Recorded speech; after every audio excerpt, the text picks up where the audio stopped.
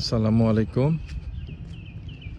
আজকে রাত পোহালেই ইনশাআল্লাহ 12ই ফেব্রুয়ারি আমরা সবাই ভোট দিতে যাব ইনশাআল্লাহ। যারা ইনসাফের পক্ষে ভোট দিবেন তাদেরকে স্বাগত।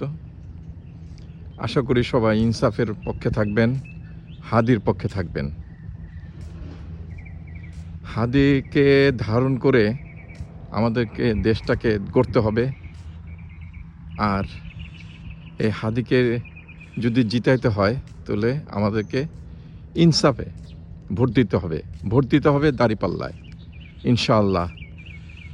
আশা করি দাঁড়িপাল্লা জিতবে এবার, এবং যেখানে 100% চাঁদাবাজি হতো, দুর্নীতি হতো, আশা করি 30% হবে বা 10% হবে। অনেক কমে যাবে ইনশাআল্লাহ। 54 বছর দেশটাকে কেউ গড়ল না।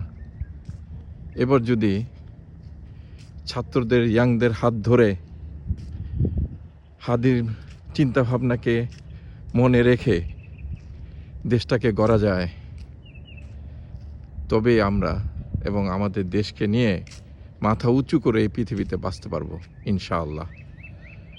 আসসালামু আলাইকুম।